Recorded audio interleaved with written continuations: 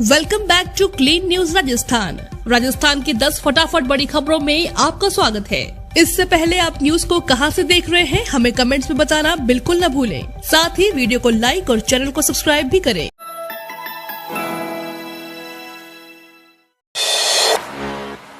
पच्चीस 25,000 किसानों को 2.5 करोड़ ज्यादा मिलेंगे। अलवर जिले के 25,000 से अधिक पशुपालकों के लिए बड़ी अच्छी खबर है। जिनका दूध सरस डेयरी से आता है उन पशुपालकों का दूध 5 रुपए प्रति लीटर ज्यादा में खरीदा जाएगा।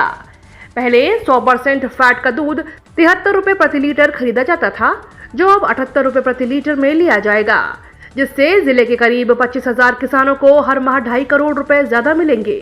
जबकि सरस प्रबंधन ने आमजन के दूध के भाव नहीं बढ़ाए हैं, मतलब पशुपालकों से अधिक पैसे में दूध लिया जाएगा, लेकिन खरीदारों को पुराने भाव में ही दूध मिलेगा। केवल पशुपालकों को फायदा होगा। यह जानकारी बुधवार को डेयरी के नए चेयरमैन विश्राम गुजर ने दी है। चेयरमैन बनने के 6 दिन बाद ही पशुपालकों के लिए बड़ी घोषणा की गई है। कन्हैयालाल टेलर के दोनों बेटों को मिलेगी नौकरी। राजस्थान की गहलोत सरकार कन्हैयालाल टेलर के दोनों बेटों को यश और तरुण कुमार तेली को नौकरी देगी। नियुक्ति दिए जाने हेतु नियमों में संशोधन के लिए कैबिनेट ने गृह विभाग के प्रस्ताव पर मुहर लगा दी है। सीएम गहलोत की अध्यक्षता में कल शाम 5 बजे हुई बैठक में संशोधन को मंजूरी दी गई। गहलोत कैबिनेट ने बड़ा निर्णय लेते हुए वेब मीडिया पर विज्ञापन संबंधी पॉलिसी को भी मंजूरी दे दी है। कैबिनेट के निर्णय के बाद अब वेब मीडिया को सरकारी विज्ञापन मिलेगा। उल्लेखनीय है कि नुपुर शर्मा मामले में कन्हैयालाल टेलर की हत्या कर दी गई थी, जिसकी वजह से प्रदेश भर में आक्रोश है। सीएम गहलोत पीड़ित परिवार से मिलने के लिए उदयपुर भी गए थे। सीएम ने कन्हैयालाल के परिजनों के हर संभव सहायता देने का वादा किया था। सीएम गहलोत ने दी किसानों को राहत। 5 लाख नए किसानों को मिलेगा ब्याज मुक्त फसली ऋण।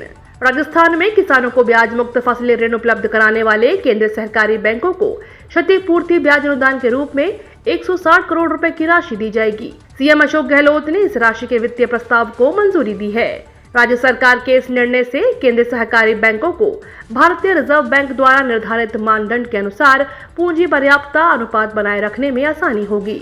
वर्ष 2022-23 के बजट में ब्याज मुक्त फसली ऋण वितरण योजना के अंतर्गत 20,000 करोड़ रुपए के ऋण वितरण का लक्ष्य रखा गया है। सीएम अशोक गहलोत ने ट्वीट कर कहा कि प्रदेश के 5 लाख नए कृषकों को भी फसल ऋण वितरण किया जाएगा। क्षतिपूर्ति ब्याज अनुदान के लिए 160 करोड़ रुपए की दी गई वित्तीय स्वीकृति से केंद्रीय सहकारी बैंकों की वित्तीय स्थिति मजबूत होगी। बैंकों के पास तरलता भी उपलब्ध हो सकेगी। इससे किसानों के ब्याज मुक्त फसली ऋण समय पर मिल सकेगा। उल्लेखनीय है कि सीएम गहलोत ने इस बार किसानों के लिए अलग से कृषि बजट पेश किया है। इससे किसानों को लाभ मिला है। सीएम ने प्रदेश के किसानों के लिए बड़ी राशि का प्रावधान बजट में किया है। सचिन पायलट ने महंगाई को लेकर पीएम को घेरा, कहा गरीब का निवाला छीनकर घोर पाप कर रही है मोदी सरकार। राजस्थान के पूर्व deputy CM Sachin Pilot LPG gas cylinder की बढ़ती कीमत पर मोदी सरकार पर निशाना साधा है। सचिन पायलट ने कहा कि मोदी सरकार को देश माफ नहीं करेगा। सचिन पायलट ने ट्वीट कर लिखा, रोटी कपड़ा मकान हर व्यक्ति की बुनियादी जरूरत एवं अधिकार है, परंतु जिस प्रकार आमजन की जेब पर डाका डालकर इस बुनियाद को कमजोर किया जा रहा है। उल्लेखनीय है कि देश में महंगाई को लेकर कांग्रेस लगातार केंद्र सरकार को घेर रही है। वहीं कल राजस्थान के पूर्व उप मुख्यमंत्री सचिन पायलट ने केंद्र की नरेंद्र मोदी सरकार पर निशाना साधा है। पायलट ने कहा कि सरकार जनता पर महंगाई का बोझ डालकर उन्हें प्रताड़ित कर रही है। गरीब का निवाला छीनने का मोदी सरकार ने घोर पाप किया है। केंद्र सरकार देश में रसोई गैस सिलेंडर की कीमत में 50 रुपए तक का इजाफा कर दिया है। इसके बाद 14.2 किलोग्राम वाला एलपीजी सिलेंडर 1,056 रुपए 50 पैसे में मिलेगा। राजस्थान में केंद्रीय सहकारी बैंकों और उपभोक्ता भंडारों में 800 पदों पर होगी भर्ती। सहकारिता मंत्री उदयलाल आंजना ने कहा कि सहकारी बैंकों एवं उपभोक्ता भंडारों में रिक्त 800 पदों पर भर्ती की जाएगी। इसके लिए सहकार भर्ती बोर्ड के माध्यम से आवेदन आमंत्रित किए जाएंगे। उन्होंने कहा कि केंद्रीय सहकारी बैंकों में पूर्व में भी 700 विभिन्न पदों पर भर्ती कर नियुक्तियां दी जा चुकी हैं। उन्होंने कहा कि राज्य सरकार अधिकारियों और कर्मचारियों के कल्याण के लिए सदैव तत्पर है। मुख्यमंत्री अशोक गहलोत कर्मचारियों के हितों के प्रति बहुत ही संवेदनशील है। वे प्रत्येक वर्ग के कल्याण के लिए निर्णय ले रहे हैं। उन्होंने कहा कि मुख्यमंत्री गहलोत ने कर्मचारियों के हित में पुरानी पेंशन योजना लागू कर उनके भविष्य को सुरक्षित किया है।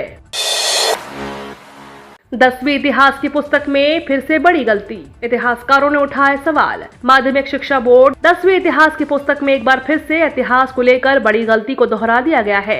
माध्यमिक शिक्षा बोर्ड अजमेर 10वीं की राजस्थान का इतिहास और संस्कृति पुस्तक में केला देवी का मंदिर और महावीर जी का मंदिर सवाई माधोपुर में स्थित होना बताया गया है, जबकि दोनों ही स्थान करौली में स्थित है। इतिहास की इस पुस्तक में दी गई जानकारी के बाद न सिर्फ विद्यार्थियों में गफलत की स्थिति बनी है, तो वहीं इस प्रकार के सवाल कहीं न कहीं भर्ती परीक्षाओं पर भी खासा प्रभाव डालते हुए नजर आते हैं। 9 तारीख को जयपुर आ रहे हैं अमित शाह, 8 राज्यों के मुख्यमंत्रियों के साथ करेंगे बैठक। गुलामी नगरी जयपुर 9 जुलाई को केंद्र सरकार और 8 राज्यों से जुड़ी अहम बैठक की मेजबानी करेगा। होटल रामबाग पैलेस में केंद्रीय गृह मंत्री अमित शाह की अध्यक्षता में प्रस्ताविका बैठक में 7 प्रमुख एजेंडों पर मंथन होगा। बैठक में राजस्थान का प्रतिनिधित्व मुख्यमंत्री अशोक गहलोत करेंगे। आंतरिक सुरक्षा को लेकर नदन जोन काउंसिल की बैठक में प्रदेश के मुख्यमंत्री अशोक गहलोत सहित 8 राज्यों के मुख्यमंत्री, उपराज्यपाल शामिल होंगे। राज्यों की आंतरिक सुरक्षा, बॉर्डर सिक्योरिटी, साइबर अपराध, सीमा पार से नशाखोरी सहित कई विषयों पर बैठक में चर्चा होगी। काउंसिल की बैठक में राजस्थान, हरियाणा, पंजाब, हिमाचल प्रदेश, दिल्ली, चंडीगढ़, जम्मू कश्मीर और लद्दाख के विभिन्न आंतरिक और बाहरी मुद्दों पर मंथन होगा। आज 7 जुलाई से झुंझुनू में आरएसएस की प्रांत प्रचारक बैठक। आरएसएस की 3 दिवसीय अखिल भारतीय प्रांत प्रचारक बैठक आज से झुंझुनू में शुरू होगी। खेमी शक्ति मंदिर परिसर में 9 जुलाई की शाम चलने वाली इस सालाना बैठक में संगठन के मुद्दों पर चर्चा होगी। बीजेपी के राष्ट्रीय संगठन महामंत्री बीएल संतोष भी बैठक में शामिल होने झुंझुनू आए हैं। बैठक में प्रांत प्रचारक अपने अपने कार्य क्षेत्र की मौजूदा स्थिति की जानकारियां और अनुभव शेयर करेंगे। संघ के देश भर में हुए पहले, दूसरे और तीसरे शिक्षा वर्ग के आंकड़ों को इकट्ठा करने, नए प्रयोग और उनका एनालिसिस किया जाएगा। बैठक में आगामी साल की कार्य योजना, प्रवास की प्लानिंग पर भी चर्चा होगी। साथ ही आरएसएस के शताब्दी वर्ष तक की कार्य विस्तार योजना, संघ की मजबूती, समाज की भागीदारी की 3 साल की योजना की समीक्षा होगी। केंद्रीय कैबिनेट से 2 मंत्रियों का इस्तीफा। केंद्रीय अल्पसंख्यक मामलों के मंत्री मुख्तार अब्बास नकवी के कैबिनेट से इस्तीफा दे दिया है। आज हुई बैठक मीटिंग के बाद उन्होंने पद से इस्तीफा दिया। नकवी के साथ केंद्रीय इस्पात मंत्री आरसीपी सिंह ने भी कैबिनेट से इस्तीफा दे दिया है। दोनों का राज्यसभा कार्यकाल आज यानी गुरुवार को खत्म हो रहा है। नकवी को भाजपा ने पिछले दिनों हुए राज्यसभा के चुनाव में उम्मीदवार नहीं बनाया था। तब से ही कयास लगाए जा रहे थे कि पार्टी उन्हें किसी बड़ी भूमिका में लाना चाहती है। सूत्रों के मुताबिक उन्हें एनडीए की तरफ से उपराष्ट्रपति पद का कैंडिडेट बनाया जा सकता है। नकवी अभी तक केंद्र सरकार में मंत्री रहे हैं, साथ ही वे राज्यसभा में भाजपा संसदीय दल के उपनेता भी थे। नासिक में अफगान मूल के सूफी बाबा का मर्डर। महाराष्ट्र के नासिक जिले के येवला कस्बे में 4 अज्ञात लोगों ने दरगाह में सेवा देने वाले ख्वाजा सैयद शरीफ चिश्ती की गोली मारकर हत्या कर दी है। वे 4 साल पहले अफगानिस्तान से भारत आए थे। पुलिस के मुताबिक इस हत्या के शरीफ चिश्ती का ड्राइवर और 4 अन्य लोग शामिल हैं। इनमें 3 को हिरासत में लेकर पूछताछ की जा रही है। एक अन्य की तलाश जारी है।